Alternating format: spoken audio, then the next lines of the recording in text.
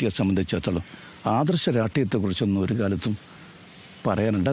ധാർമ്മികമായ ധീരത മുഖ്യമന്ത്രിക്കോ അദ്ദേഹത്തിൻ്റെ പാർട്ടിക്കോ ഇല്ല. ഈ സന്ദീപിന്റെ വരവ് പാലക്കാട് കോൺഗ്രസിന് ഏതെങ്കിലും രീതിയിൽ ഗുണം ചെയ്യും?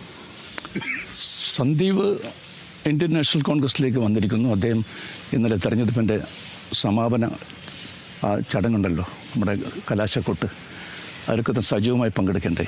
അഖിലേന്ത്യാ കോൺഗ്രസ് കമ്മിറ്റിയും കേരള പ്രദേശ് കോൺഗ്രസ് കമ്മിറ്റിയുടെ നേതൃത്വവും കൂട്ടായി ആലോചിച്ചുകൊണ്ടെടുത്ത തീരുമാനമാണ്. ആ തീരുമാനം ശിരസ വഹിക്കുക എന്നതാണ് എല്ലാ കോൺഗ്രസ്സുകാരുടെയും മൗലികമായ കടമയും ഉത്തരവാദിത്വം. ബാബറി മസ്ജിദ് തകർത്തതുമായി ബന്ധപ്പെട്ട ചോദ്യം KPCC പ്രസിഡന്റ് ഇന്ന് ചോദിക്കുകയുണ്ടായി. അപ്പോൾ അദ്ദേഹം പറഞ്ഞത് അതൊക്കെ ജാംബവാന്റെ കാലത്തെ കഥകളാണ്, അതെന്തിനാണ് ഇപ്പൊ ചോദിക്കുന്നതെന്നാണ്. കഥയെന്ന് പറഞ്ഞ് തള്ളിക്കളയാൻ പറ്റുമോ? ബാബരി മസ്ജിദ് തകർന്നു എന്ന് പറഞ്ഞാൽ ഇന്ത്യൻ മതേതരത്വത്തിൻ്റെ സ്തംഭം അത് തകർന്നു എന്നാണ് എനിക്ക് പറയാനുള്ളത്. അതൊരു കാലത്തും മറക്കാൻ സാധിക്കുന്നൊരു സംഭവമല്ല.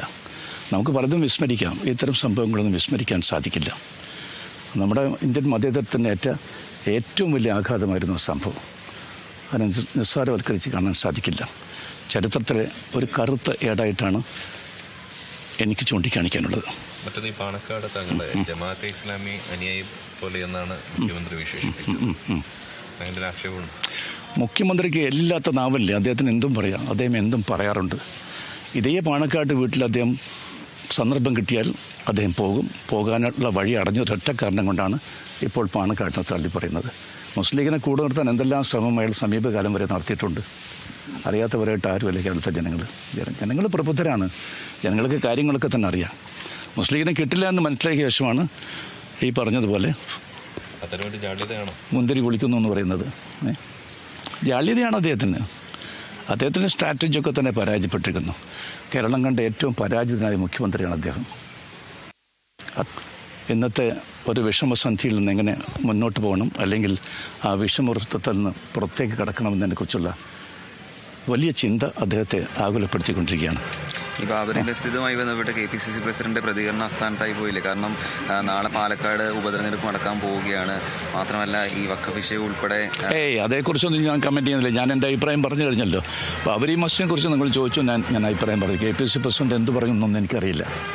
അതേക്കുറിച്ച് ഞാൻ കമൻറ്റ് ചെയ്യാൻ ആഗ്രഹിക്കുന്നില്ല. പ്രത്യേകിച്ച് തെരഞ്ഞെടുപ്പിൻ്റെ ഘട്ടത്തിലൊക്കെ ഞാൻ അത്തരം ഒരു വിവാദങ്ങളിലേക്ക് പോകുക എന്ന് പറഞ്ഞാൽ അതെൻ്റെ ഒരു രാഷ്ട്രീയ സംസ്കാരത്തിന് ചേർന്നതല്ല. ഞാൻ പറഞ്ഞാൽ എല്ലാം അടങ്ങിയിട്ടുണ്ട്. അതിലപ്പുറം ഒന്നും ഞാൻ പറയാൻ ആഗ്രഹിക്കുന്നില്ല. നാളെ നമുക്ക് പറയാം, വൈകുന്നേരം 5 മണിക്ക് ശേഷം. ഈ പാലക്കാട് ഇലക്ഷന് ശേഷം തനിക്ക് കുറച്ച് കാര്യങ്ങൾ പറയാനുണ്ടെന്ന് KM മുരളീധരൻ കഴിഞ്ഞ ദിവസം പറഞ്ഞിട്ടുണ്ട്. അപ്പോൾ അദ്ദേഹത്തെ ഇതുവരെയും അദ്ദേഹത്തിൻ്റെ പ്രശ്നങ്ങൾ പരിഹരിക്കാൻ കോൺഗ്രസിനായിട്ടില്ലേ? അദ്ദേഹത്തിന് എന്താണാവോ പ്രശ്നം, എനിക്ക് മനസ്സിലായിട്ടില്ല. പ്രശ്നങ്ങളില്ല എന്നാണോ? എനിക്കറിയില്ല എന്താണ് പ്രശ്നങ്ങളെന്ന കാര്യം. അറിയെങ്കിൽ ഞങ്ങൾക്ക് അറിയണ്ടേ. ഞാൻ ഈ പാർട്ടിയിലുള്ള ആളല്ലേ.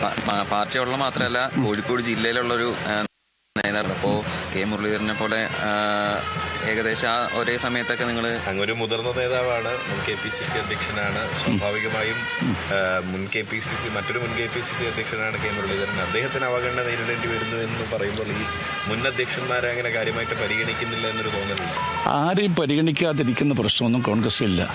പരിഗണിക്കില്ല എന്ന് പറഞ്ഞു കഴിഞ്ഞാൽ ഇത് പറയേണ്ട വേദിയിൽ വെച്ചല്ലാതെ ഈ ചാനലുകളുടെ മുമ്പിൽ വെച്ചല്ലല്ലോ പറയേണ്ടത്. കോൺഗ്രസിൻ്റെ ഒരു വേദിയുണ്ട്. കോൺഗ്രസ് ഏറ്റവും വലിയൊരു ജനാധിപത്യ പ്രസ്ഥാനമാണ്. ആഭ്യന്തര ജനാധിപത്യ തത്വങ്ങൾ ഉയർത്തിപ്പിടിച്ചുകൊണ്ടുവന്ന പാർട്ടിയാണ് ഇന്ത്യൻ നാഷണൽ കോൺഗ്രസ്.